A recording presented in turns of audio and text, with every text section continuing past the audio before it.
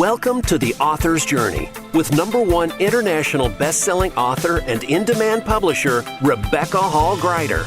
Today, we'll showcase the works of an amazing best-selling author, find out the story behind their book, and explore ways to bring your message powerfully forward. Now, here's your host, Rebecca Hall Gruyter. Welcome, everyone. I hope that you're having an amazing day. We are thrilled and excited to be connecting in with you on the author's journey, where we are privileged to have candid conversations with best-selling authors. These are people who have gone through the process, the journey of an idea of a book someday, have discovered its time, and they have brought it forward and released it in the world in such a way that it's been received as a best-selling book. So they have gone on the journey, they have brought their message forward, and it's been received powerfully by readers around the world. So it's exciting to be able to talk with these amazing authors, pull back the curtain a little bit, and see what the journey is really like, what they discovered, what they learned, maybe some inside tips on the book itself or the cover, or why they decided some of the things they decided, and bringing the book forward. So I'm thrilled and honored to have each of you tuning in and joining us today. I hope that you have your paper and pen ready. I always recommend that because you will have some tips, suggestions, and ideas that will pop in for those of you who are writers. For those of you who are readers, you will also have an opportunity to write down contact information, maybe some inside perspectives on this powerful book, as well as where you can get it to add it to your library too. So welcome. And I want you to be able to get the most out of our time together. So I mentioned taking notes. I encourage doing that. I also invite you to stay fully present. This is your time. This is an opportunity we are coming together to pour into you. So with that, I want you to take a deep breath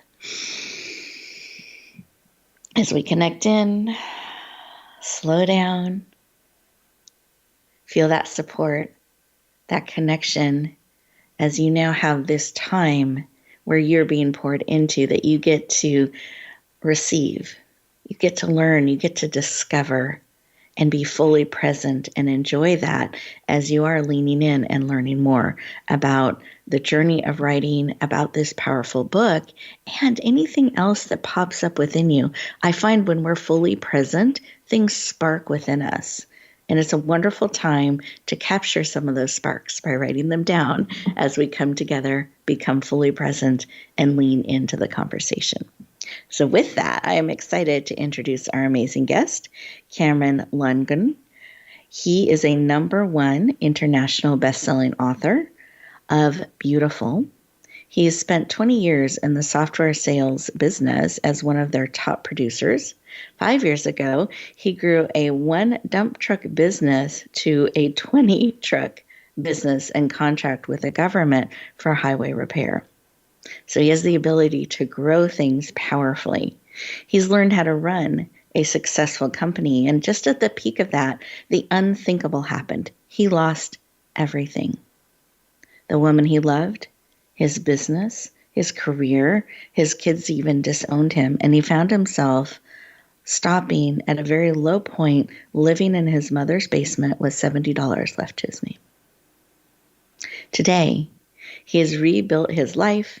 His kids, his children are living with him, and he has rebuilt his business to now it's closing in on $1 million in revenue anticipated this year. So he's been able to build powerfully again, step forward and serve.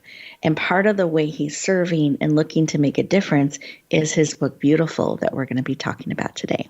With that, please lean in. Warmly welcome the powerful and dynamic Cameron Lundgren to the show. Welcome. Hey, Rebecca. How are you? I'm good.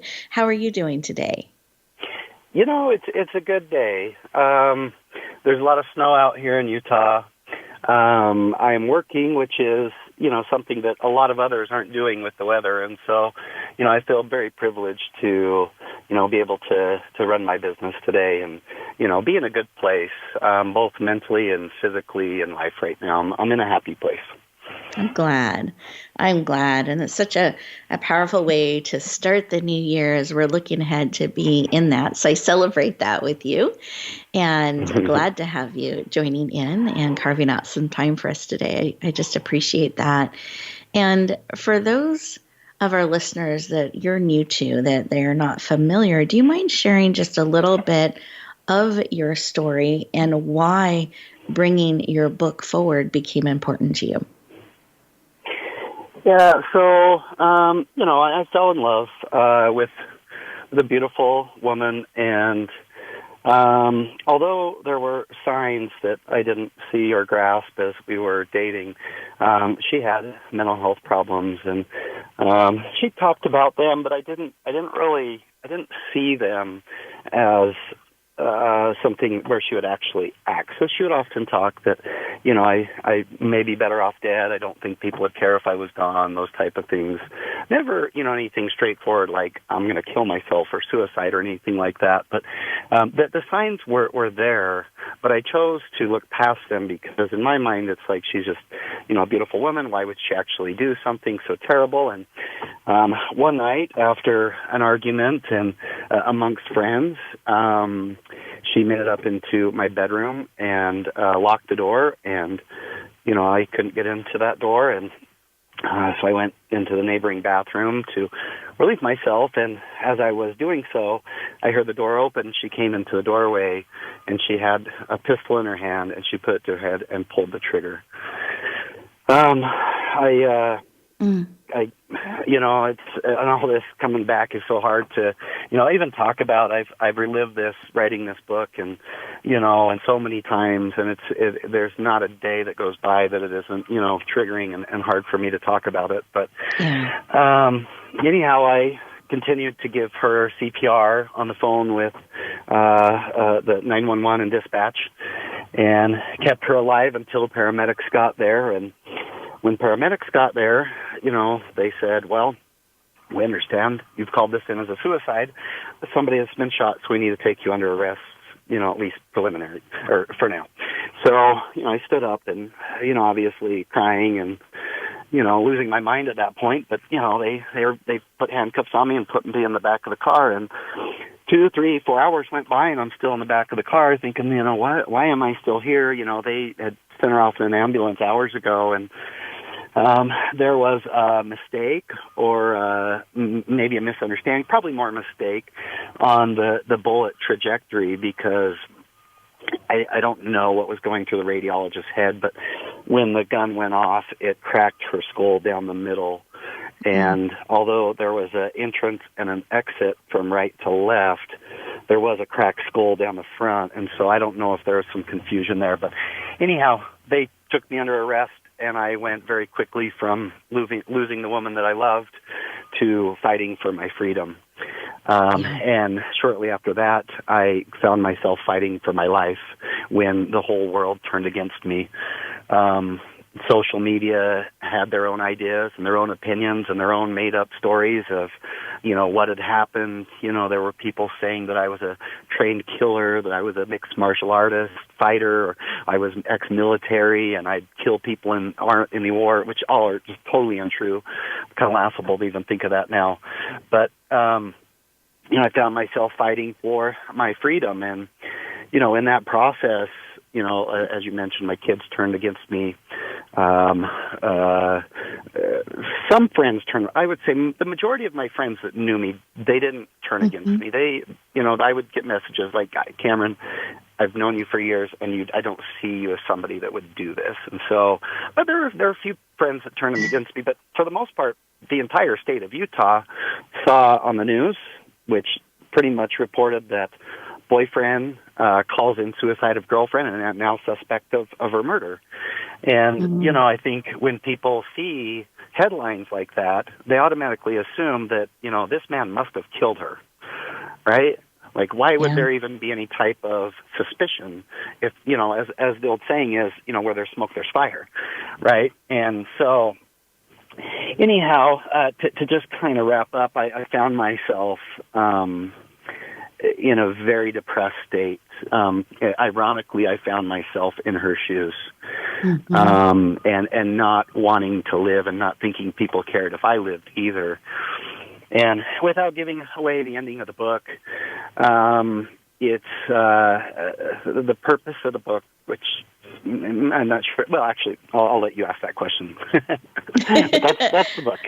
Yeah. No. I appreciate you sharing some of that and a little bit of what you went through. And I know that's just some of what you went through. And for our listeners, I'm sitting here thinking, wow, if I were in such a situation and faced with some of those things, how it's unimaginable to me. And to be in that kind of a position and to have such loss and then be fighting for your freedom is just so much. And then to feel so many turning against you and media and all those types of things. And so, one, I just want you to feel us caring and leaning in. And secondly, I applaud what you have done and leaned in and been able to build and rebuild, because that takes a lot of courage and resilience to do that.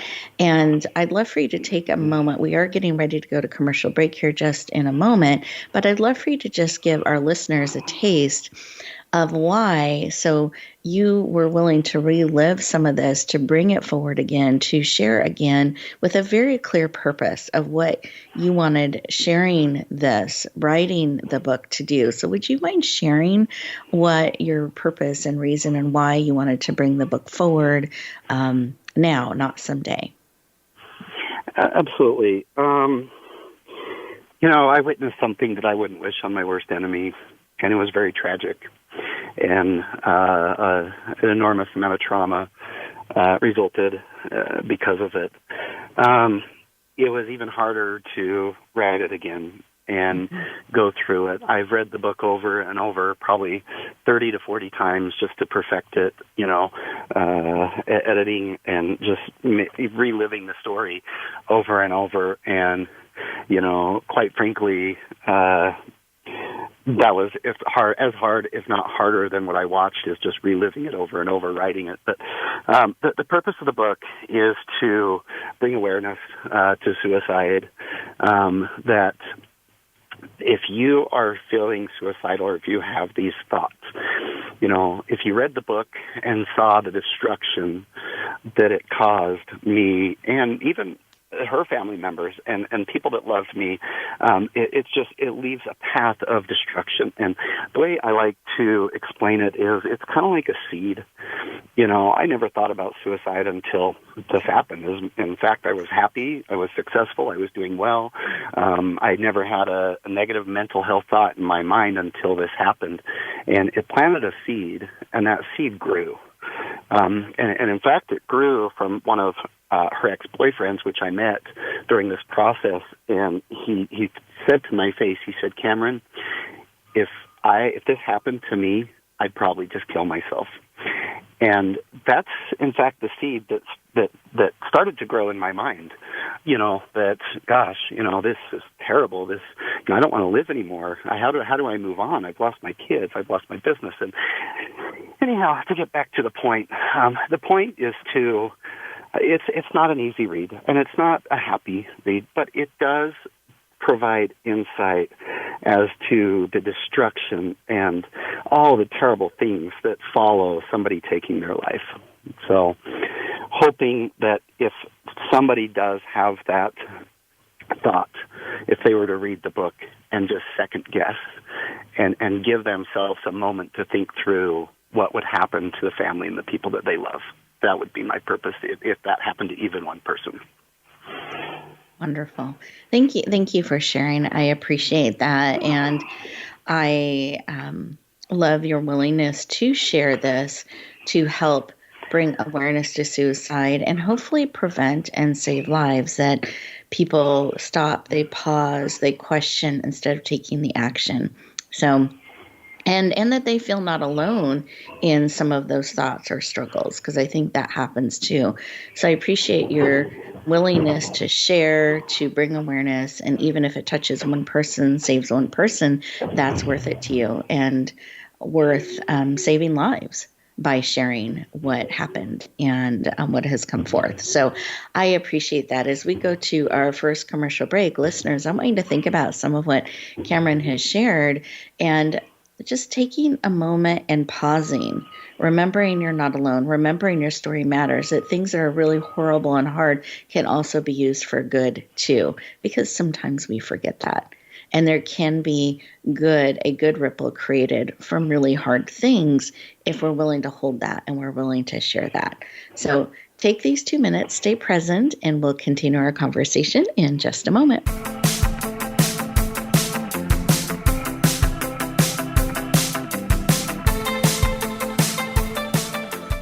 Become our friend on Facebook. Post your thoughts about our shows and network on our timeline. Visit facebook.com/Voice America. Rebecca Hall Gruyter's Speaker Talent Search is looking for speakers wanting to get on more stages. With just one audition, you could open the doors to hundreds of speaking opportunities, reach more people, and expand your impact. Finalists get to audition live in front of leaders looking to fill all kinds of speaking opportunities. Apply now at SpeakerTalentSearch.com. That's SpeakerTalentSearch.com. We look forward to hearing your message. Announcing a powerful new TV channel featuring programs designed to enhance and transform your life. Make powerful connections, one program at a time. And by doing so, we can bring transformation to the world. Tune in each week to Empowered Connections TV as we add new programs to help you make empowered connections of your own. Visit EmpoweredConnectionsTV.com. That's EmpoweredConnectionsTV.com. And make the most of an incredible life transformation. Welcome back, everyone. I hope you enjoyed those 2 minutes, that opportunity to pause and process all that's being shared to your heart, to your spirit, to your mind, just all of you as you hear Cameron share, just seeing what strikes you. And I love his willingness to share and to face really hard things and finding a way to have it make a difference, have it matter, and share it out in the world. And I think we have choices like that in our life. And so for each of you listening today, I want you to think about, as you are facing, the new year and looking ahead, what are some of those things that matter to you, that you want to shift the dial on, that you want to make a difference? And what are some ways that you can do that?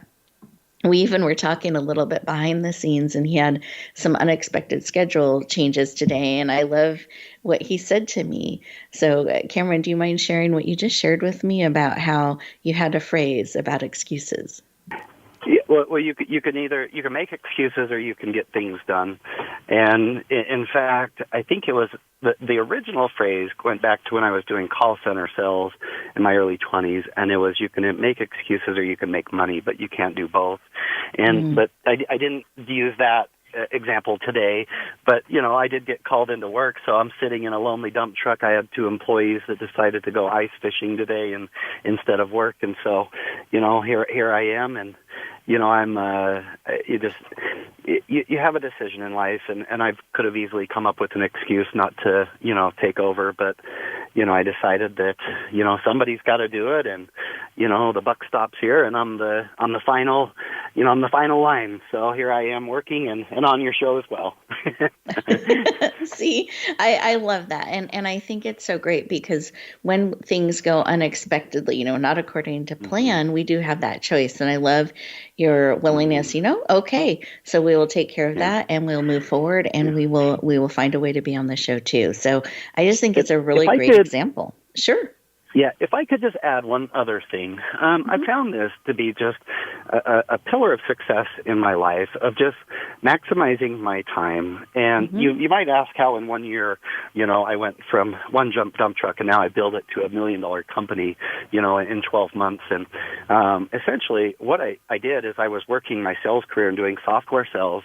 I'd set up a green screen behind my dump truck so that when I would have sales calls, I would set up and have video conferences with them, and I'd pull over on the side of the road and do my sales.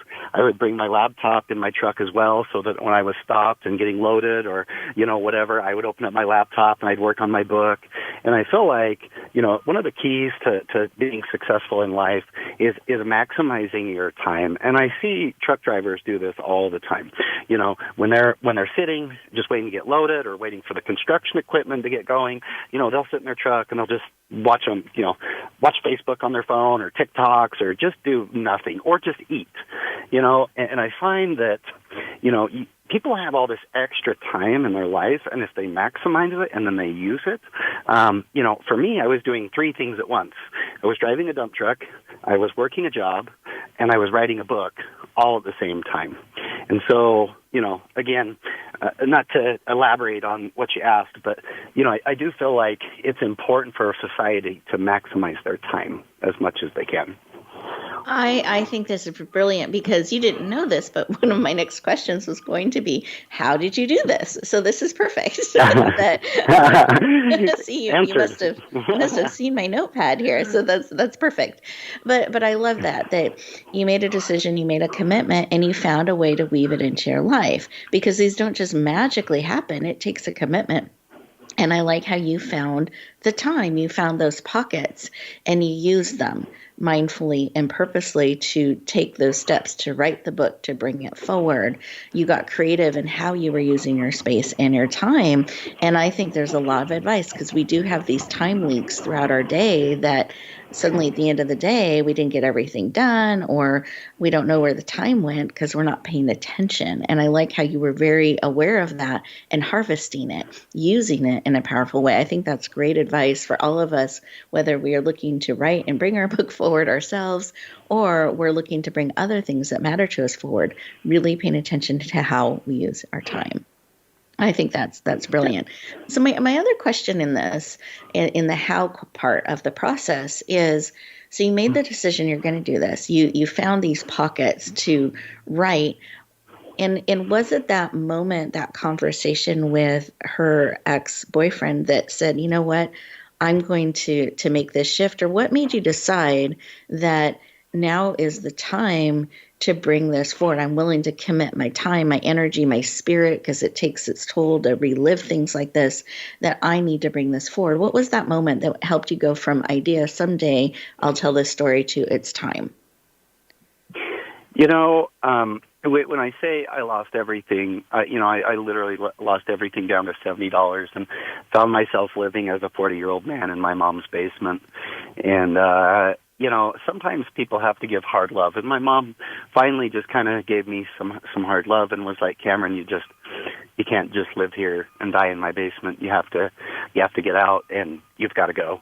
And so, that's when I made the conscious effort to, and in fact, there was a review on Amazon that there was some confusion about. I got my I had dump trucks before, and I got my CDL afterwards.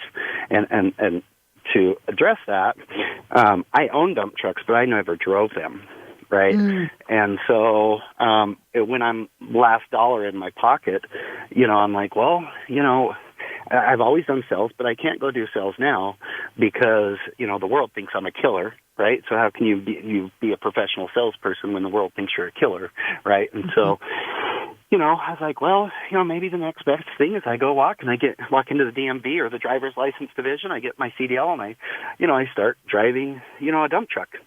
And that's essentially, what I did. And I think sometimes we have to get to the very bottom to climb to the top. And you said it perfectly earlier, that things happen to us in this life negatively can actually be very positive, right? And anyway, I felt that I was at this isn't the first time I've, not necessarily in this type of way, but this is the first time I fell to the bottom in business or in my career or life in general. And I've always climbed myself out of it and clawed and scratched and listen, I'm not going to let this defeat me. And, I think I just had to, search really deep and show that even the worst possible thing can happen to you, and you can still overcome it. The unthinkable can happen to you, and you can still overcome it. We have a choice to try or give up. And you have that choice every day in all sorts of interactions, right? And so, anyhow, to answer your question in short, I came to a point where I decided that, you know what, if I can prove that this won't defeat me, maybe it will help others. And so that's when I started trying. I love it. And so that journey of being willing to do that also inspired you too and spurred you forward. So I think that's really powerful. And as you did this and your book came together and you started going through the steps to publish it and to share it with the world, were there surprises just in the publishing process? I find frequently I talk to authors, they're like, oh, I didn't know this was part of the process, or this surprised me. Was there anything like that for you? People ask me all the time, like, how do you write a book? How did you start that? What did you do? And, I just, one night I'm like, I just opened up my laptop and I'm like, I'm just going to start writing. I think people need this safe feeling of having it all, know the process and they know exactly what's going to happen. And I just, no holds barred. I just opened it up and just started typing, and at one point, the first 5 chapters was not even 5 chapters. It was just a bunch of writing, and then I had to go out and separate them. But, there's a lot more involved to writing a book than meets the eye. And you don't have to be, listen, I actually dropped out in high school, in fact. So people would probably be surprised to know my history with school and how I'm successful, today. And so I'm probably going to fail at my use of words here, but you don't have to be an English teacher to write a book. Mm-hmm. You don't have to be an editor to write a book. You don't have to be anything to write a book. All you've got to do is just sit in front of a typewriter or a computer, and you got to start. And it's one word after another, and you just add them all together, and then after you're done, somebody can go and clean that all up. I mean, there are professionals, and in fact, the people that you would think are writing books are not writing books. Those are the people cleaning up the mess of people writing the books, right? Mm-hmm. And usually the people that are writing the books have creative minds, right? But they're maybe not the best, grammatically, if that's even a word. But, the biggest obstacle, I found is I had no idea. I mean, everything that went into building this book and cleaning it up and making it professional and sounding like it is a number one bestseller.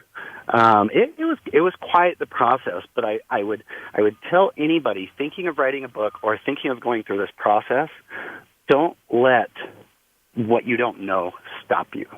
Don't let the unknown keep you from moving forward or trying, because all you got to do is start, and then you find an editor, and then you find a proofreader, and then you find a formatter, and then you just go through the process and you build the book.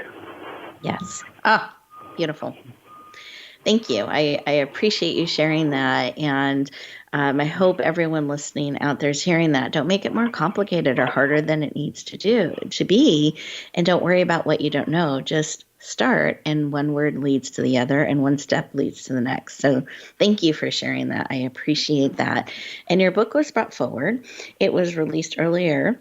And I was thinking earlier this year, but it's already 2023. My goodness. So it was released towards the end of last year. Time goes so quickly. And it was released and became a #1 international best-selling book. It hit best-selling status in the U.S., Canada, France, 42 best-selling categories, 7 #1s, really powerfully received. And I'm just curious, what was that like? How did it feel to have your book received in that way? It was quite an accomplishment. My biggest fear was that I would release this and nobody would want to read it, and nobody would want to even look at it. I mean, you're an unknown author, and I knew I had an amazing story to tell, but the accomplishment of getting that number one was quite amazing. And not to put a plug in for you, Rebecca, but you were a huge part of that. There's no way I would have been able to do that by just doing this and then putting it on Amazon or something, which was pretty much what I was going to do until I found you. It confirms that all my time spent was worth it, and I have come to the conclusion that I will never be rich as an author, and that's fine, right? I mean, maybe somewhere this will, catch on, or somebody, or maybe I'll just Oprah readers will happen to just want to read it, and maybe I'll become rich. But, the feeling of accomplishment that I am an author and a number one best-selling author, it truly is one of the best feelings and biggest accomplishments I've ever done in my entire life. So. Oh, thank you for sharing. Congratulations again. And it was an honor to be part of that journey with you and to get to support bringing it forward and being part of it and watch it unfold so powerfully. So it was just an honor and a privilege, and very excited for your success, and can't wait to see, because that's the beginning. It's continuing to ripple out in different formats and different ways in the world, and can't wait to see all the lives touched. We are getting ready to go to our next commercial break. And as we do that, listeners, I want you to think about some of the great wisdom and insight that Cameron has shared with us. To not let the unknown stop you. Just start. Keep taking steps. You don't have to do it alone. You get support for each of those steps along the way, but keep taking steps. Don't find reasons why not to. Find a way to. And I just think that resonates so powerfully for each of us. So take these next 2 minutes, really think about what he shared, write down some of those thoughts, and when we come back, we're going to share some additional tips and insights, as well as how you can connect and add this book to your library and a couple of exciting tools to support you. So we'll look forward to talking to you in just 2 minutes.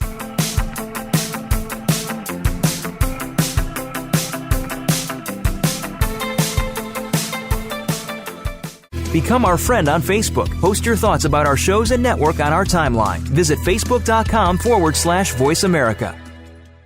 Rebecca Hall Gruyter's Speaker Talent Search is looking for speakers wanting to get on more stages. With just one audition, you could open the doors to hundreds of speaking opportunities, reach more people, and expand your impact.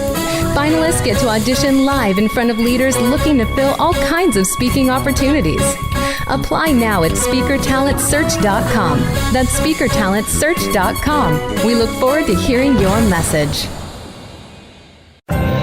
Announcing a powerful new TV channel featuring programs designed to enhance and transform your life. Make powerful connections, one program at a time. And by doing so, we can bring transformation to the world. Tune in each week to Empowered Connections TV as we add new programs to help you make empowered connections of your own. Visit EmpoweredConnectionsTV.com. That's EmpoweredConnectionsTV.com. And make the most of an incredible life transformation.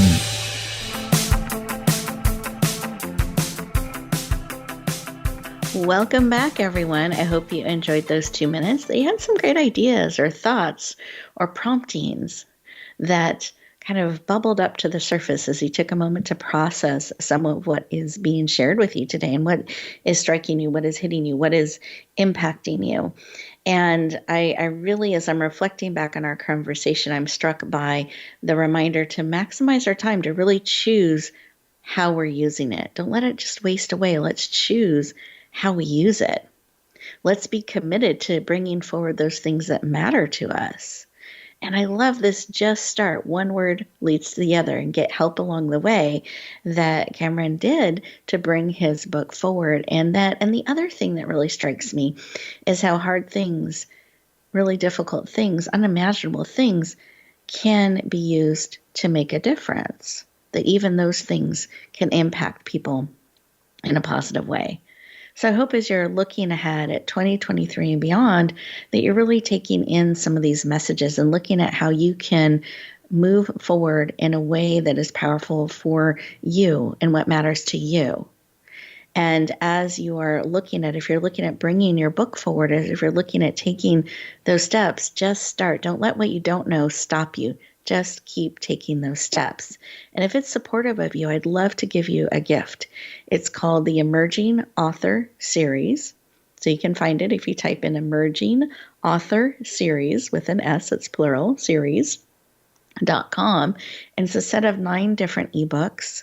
They're all about a chapter in length, giving you frequently asked questions. If you're not sure how, it gives you ideas of how to structure, how to bring it forward, myths and truths about publishing, what is a launch, all of those types of information to help support you on your journey. So I invite you to lean in. That's my gift to you today, to really support those of you who are looking at bringing it forward, that you have some great information to help you do that. Secondly, for those of you who are feeling that call and that pull to speak your message, I want you to know about the Speaker Talent Search. It's speakertalentsearch.com. It's a program we created to help speakers, messengers, experts, leaders get on more stages, get on shows like ours so they are able to share their message and touch more people's lives, because that's how we make a difference. It's sharing it out. So I invite you to check that out as well. I'd love for you to include that on your calendar. There are a couple of dates tied to it, so make sure you're paying attention when you lean in and check that out, speakertalentsearch.com. And with that, I wanted to continue our conversation with Cameron, and I had mentioned in the opening segment about cover, why we designed the cover the way it is. And I realized as I was reflecting back on our questions, I didn't ask that question. I got caught up in the other parts of our conversation. So Cameron, I'd love for you to share, do you mind describing your cover and a little bit of why you shared that, the title of your book and subtitles, so everyone can be looking for it and knows kind of what they're looking for? Mm-hmm. Sure. When I look back over the year after this happened and the year afterwards, some of the, maybe for lack of a better term, spiritual things that happened were undescribable and unexplainable even. And extremely strange things. I mean, you'd have to read the book to actually, understand what I'm talking about. But, for example, Shayna had actually been cheating on me, which I'm not going to say if that's good. That is a bad thing. But regardless, there were some failures and breakdowns in the relationships towards the end, and she had been cheating on me. And one of the men, after she had passed, found a little charm in his bed of hers. And I got frustrated, and I'm like, wait, she left something behind that he could have, and I didn't get anything like that. I got frustrated, and I started searching through my things. And believe it or not, a charm fell out of my my comforter that I had put into a box on the floor. The exact charm. And I'm like, no way. You've got to be kidding me. This is like, unless this is, totally, what's the word when you plan out a crime before, you might need to help me, Rebecca, here, premeditated. Right? Unless she premeditated her suicide and planted these things, there's just no possible way that these charms happened to two of the guys, that were with her. So anyhow, going back to the cover, early on when we first met, we were walking around a lake and, just like silly first lovers do and, totally into each other. And a butterfly came down onto her shoulder, and it was turquoise and it was purple, which is ironically the colors of suicide. I didn't know there was a turquoise and purple butterfly out there, but it landed on her shoulder, and I'm like, oh, that's pretty, and it bit her. And I'm like, I don't think butterflies bite people. That's so weird, right? And I just didn't. I couldn't understand. I couldn't wrap my head around it. And so, essentially, the cover of the book is a naked woman with dark hair, and she's standing there, and there are purple and turquoise butterflies on her back, and there's a little cut as if they were biting her, and so. I thought that would, be the best, one for suicide awareness. Purple and turquoise is the colors for, suicide awareness, which is one of the most ironic parts of all of it. But anyhow, that was the idea for the cover. Mm-hmm. Yeah, no, thank you for sharing that story and what went into the cover and design. And it is a cover that does take your attention. It pulls you right in, which is important when a cover is being designed. And it's good, listeners, to really think about your cover and what message you're trying to convey. And I like how you tied in the colors of suicide awareness and prevention, because I know that's the core of why the book is being brought forward. So it's important that when you're putting together a cover that it matches and there's an alignment in the message that it's sharing with the potential readers. And so I love that you were able to do that with your cover. So can you share, for those who are curious and interested and don't have this book in their library yet, the full title and where they can find it? The full title is Beautiful. I think I don't know if it's called a subtitle, but it's a memoir, a true story memoir of romance and self-destruction, how one bullet destroyed 2 lives. Mm-hmm. And there's lots of ways that you can find this book. I would say probably the best way is to go to my website. It's beautifulbook.us. That will give you access to all the different ways that you can access it. It is out on paperback. It will be coming out on Audible. By the time you hear this, it may actually already be out on Audible. And it's available on Kindle and Amazon. It's available on Barnes & Noble. You can email a request for information at info@beautifulbook.us. The book is also being made into a podcast. If you don't want to spend the money on an Audible, you can even go listen to the podcast chapter by chapter. There will likely be sponsors, at the end. So, that you can actually listen to it in a podcast on Spotify, or it's Apple. I'm not sure if it's called Apple Podcasts or not Apple Music, but it's Apple something. So. Mm-hmm. Perfect. I love that you have your own little podcast mini-series with the book. That's really exciting. So I love that yeah. You've created that. Beautiful. Well, thank you for sharing and letting us know the different ways we can access this. I appreciate the wisdom and advice that you've shared with us today. Do you have any final tip or a piece of advice or something you want to share with the listeners? No, just let me piggyback on what I just said. There are, I believe, 7 chapters available on the podcast now. So if you are interested in the book and maybe not quite ready to buy it, you can always go to the podcast and you can listen to a few chapters. And if, you want to go ahead and buy it, you can always go ahead and buy it before the podcast is complete. But, my one last thought, with the audience is mental health is so incredibly important and is so overlooked in society today. And it's almost something taboo to even talk about because we have all these expectations with social media and, Facebook, and we see our friends happy and doing life and going on vacations and doing these fun things. And that's the problem with social media, is it builds this perception that isn't reality. And I think, these things is what, essentially brings us down. And just be aware of your mental health. Be aware of where you are mentally and whether or not the thoughts you're having are healthy. Mental health is so incredibly important. And meditation, even every day, is super important. So that's all.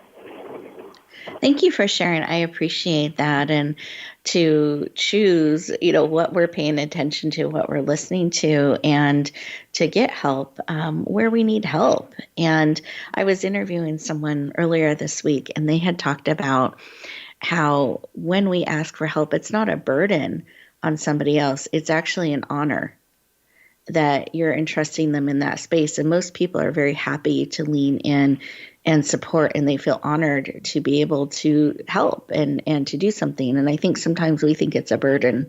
And so I think if we can shift that and realize where we need help and who we know that may be able to help in that way, that's something that they feel useful and honored that they can use some of their gifts and their talents in that way. So, let people know if you need help and reach out. And if somebody reaches out, listen, take that as an honor and see how you can lean back and help and support. So I think it's important we stay connected and we remember that. Really great tips and advice. Congratulations again, Cameron, on your powerful success. I can't wait to see it continue to ripple out in the world and have this book really make a difference in suicide prevention and bring awareness and have people think twice is really powerful. So thank you for leaning in and being part of our show today and sharing. Listeners, I want you to really take some of this wisdom and advice to heart.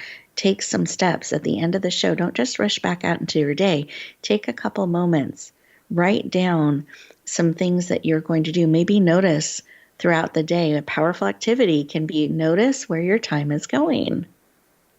I promise you will find pockets that you can then choose to use in a different way. And that can help you move things forward that matter to you. So I encourage you to be on the hunt for time, see where it's going, and then use it in a way that's serving where you want to go, what you're wanting to bring forward. And be committed. Take the steps. Don't just keep thinking about it. Someday, make it today. Start taking the steps. Start using that time, because wisdom lost, wisdom not shared, is lost. And you have wisdom, insight, and information that can make a powerful difference. So be willing to share it. Be willing to lean in and bring that forward. Remember, you are important. You are needed. You are valuable. And the biggest gift you can give the world is more of you. So be willing to share it. Be willing to shine. I hope you have an amazing week, and we'll look forward to talking to you next time.